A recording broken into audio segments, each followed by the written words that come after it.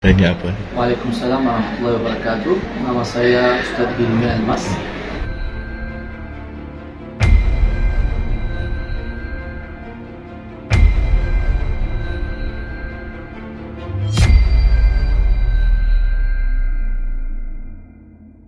Saya selaku Ketua Pondok Pesantren Sulaimaniyah DKI Jakarta. Dan saya sebagai Ketua Penasihat di Sulaimaniyah Indonesia.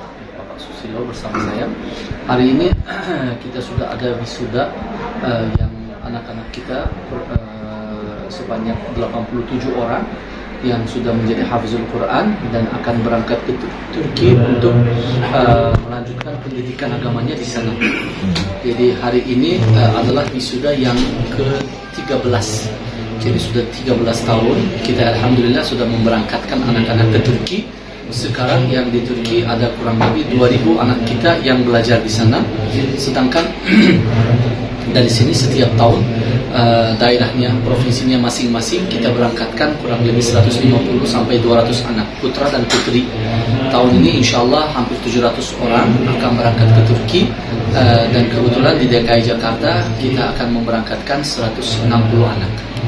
Dan total untuk wisuda sendiri berapa siswa? Yang siswa di sini 87 dan kemarin sudah buat untuk putri, khusus untuk putri 62. Untuk yang diberangkatkan akan Yang berangkatkan ke Turki di Provinsi DKI Jakarta dan Banten. Banten. Terus untuk terkait detailnya sarjana apa, jadi sanawiyah atau apa? Mereka sudah lulusan SMA. Kita sudah ada sistem muadalah di Pondok Pesantren Sulaimaniyah. Jadi mereka sudah hafizul Quran. Sekali juga sudah tamat SMA, dan mereka akan berangkat ke Turki untuk melanjutkan pendidikan di sana di madrasah Yayasan Tahfiz Sulaimaniyah di sana juga. Di Turki kita sudah ada alhamdulillah kurang lebih 6.000 cabang yang ada di sana. Jadi mereka akan ditempatkan salah satu cabang yang ada di sana. Di seluruh Turki kita ada cabang-cabang. Jadi mereka akan belajar selama 3 tahun di sana dan akan kembali ke sini sebagai pendai yang akan menyebarluaskan agama Islam di sini insyaallah.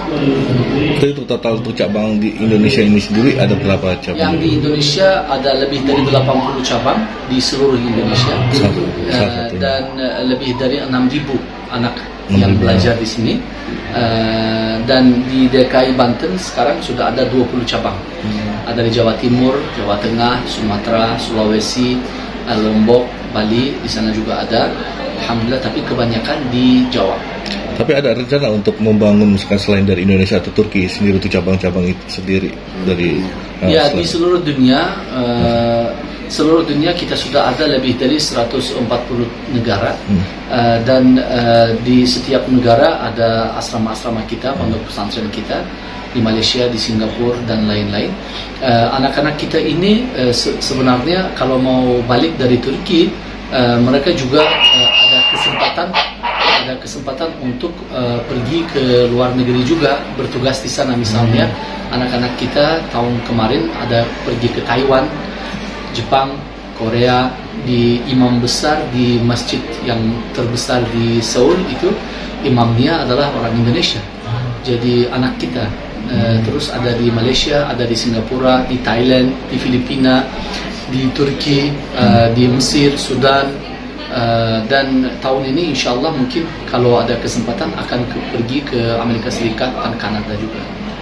Tahun kemarin ada di Ukraina, tapi karena ada konflik di sana, mereka terpaksa balik ke sini. Lantas untuk pengajar sendiri yang di Turki ada berapa negara? Hanya Indonesia atau dari berbagai macam, dari Asia atau bagaimana? Pengajarnya? Pengajarnya di Turki ada orang Turki, ada orang luar juga. Kebanyakan anak-anak kita pergi ke sana biasanya ustaz-ustaznya juga orang Indonesia, tapi bahasanya bahasa Turki agar memperlancar bahasanya. Jadi pas kembali ke sini mereka sudah ada 3 bahasa Turki, bahasa Arab dan bahasa Indonesia.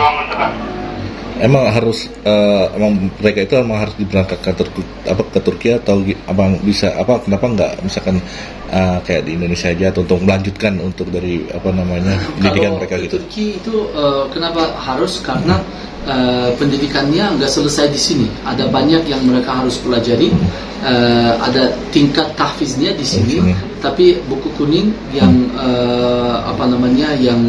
ilmu-ilmu yang berkenaan dengan Al-Quran secara lebih dalam mereka belajar di sana, karena dari seluruh dunia ada orang-orang, ada anak-anak. Jadi mereka bukan saja mempelajari mazhab Syafi'i, tapi mazhab Hanafi, mazhab Maliki, mazhab Hambali, semuanya dipelajari. Jadi bahwasannya jauh lebih luas, ilmunya lebih banyak. Jadi kembali ke sini dengan bahasanya lebih lancar. Jadi itu ada secara positifnya jauh lebih banyak, Pak. Tapi untuk dari visi misi dari pesantren ini apa itu, Pak? Kalau visi kita itu mewarnai dunia dengan Al-Quran. Jadi anak-anak kita ini yang harus itu menjadi hafizul Quran yang pertama. Itu tugas pertamanya, menjadi hafizul Quran, artinya menjadi seorang penjaga untuk Al-Quran. Jadi mereka akan menjadi orang-orang yang Al-Qurannya sudah terletak di dalam. Itu jaminan sebenarnya. Itu yang pertama. Yang kedua, tugas yang kedua adalah menjadi pembantu Allah Subhanahu wa taala. Artinya sudah bisa menyebarluaskan agama di mana-mana. Dan yang ketiga, tugas yang ketiga, membantu kepada orang-orang untuk cari jalan yang benar. Jadi di Indonesia juga mereka sangat diperlukan. Di luar negeri juga ada misinya yang sangat banyak. Sebenarnya anak-anak yang balik dari Turki itu setiap tahun kurang lebih 200 anak balik ke sini, tapi gak cukup karena banyak orang yang mau buka pesantren.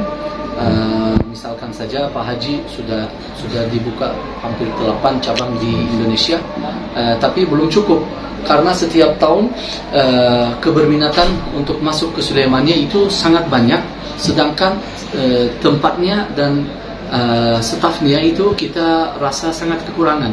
Jadi kekurangan tempat, kekurangan staf. Akhirnya ada 6.000 orang yang sudah buat pendaftaran atau permohonan, kita terima cuman misalnya 1.000.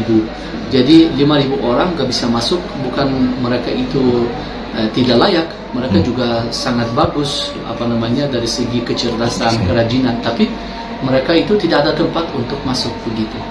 Untuk langkah ke depan bagaimana supaya lebih dari Islamia Indonesia lebih sukses dan lebih berjalan lancar itu? Ya, kalau masalahnya kita ini sangat perlu untuk membuka lebih banyak lagi agar keberminatan orang-orang itu tidak menurun, karena orang Indonesia itu sangat suka dengan menjadi hafizul Quran ataupun mengarahkan anaknya menjadi hafizul Quran. Ini sesuatu yang susah sekali ketemu di tempat-tempat yang lain, di negara-negara yang lain.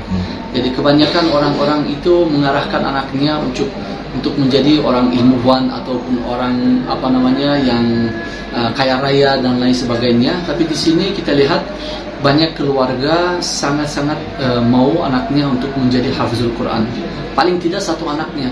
Jadi kita mengambil tugas untuk memberikan lebih banyak kesempatan kepada orang-orang. Jadi saya rasa kalau dengan kecepatan begini, mungkin beberapa tahun lagi insya Allah ada jauh lebih banyak tempat-tempatnya.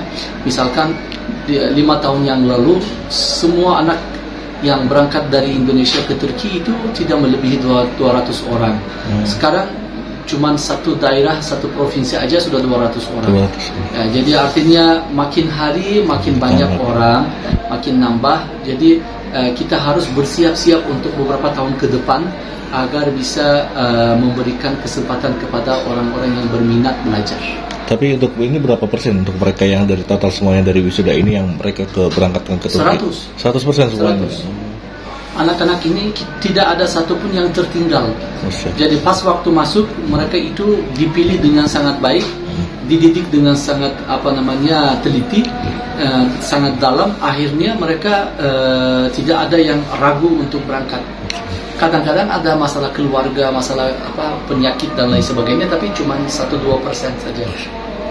Nah, untuk Pak Haji sendiri kenapa jadi Dewan Penasihat? Pak Haji harus bicara lebih banyak lagi. Ya, kita berupaya dengan mulai tahun 2005 sampai sekarang saya sudah membangun sekian banyak tapi belum banyak, jadi harus menambah karena kebutuhan santri-santri yang mau mendaftar itu sangat luar biasa. Sudah hampir 6.000, yang diterima cuma 1.000, kan yang 5.000-nya kemana? Insya Allah nanti kedepannya kita akan membangun lebih banyak. Ya, ada gak sih Pak Haji, ini kan misalkan ya, untuk bagi orang-orang yang kalangan yang tidak mampu untuk pengen masuk ke ke pesantren itu gimana? Kita terima. Gitu. Itu ada subsidi silang dari kita, bahwa yang tidak mampu, anak yatim, kita bantu. Jadi Solamannya juga membantu, tidak yang bisa memberi santunan juga, tapi yang tidak bisa memberi santunan kepada Solamannya kita bantu. Mungkin ada syarat tertentu nggak Pak Haji untuk mereka bisa masuk apa gitu, kriteria? Kan ada kriterianya, terutama mungkin dari kelurahan kan itu ada surat ya, bahwa dia anak yatim tidak mampu kan pasti ada. Dan sekolahnya pasti dia sudah ada juga di sekolah. Nah, itu terus gini Pak Haji, ada lagi nih, dia pintar sekalipun dalam agama, tapi dia maaf badannya agak bertato, itu bagaimana Pak? Bisa diatasi tidak itu Pak? Saya rasa soal bertato itu bisa dibersihkan. Bisa dibersihkan tato itu. Sekarang sudah modern ya. Jadi dia mau masuk dibersihkan dulu itu bisa. Ya. Oke.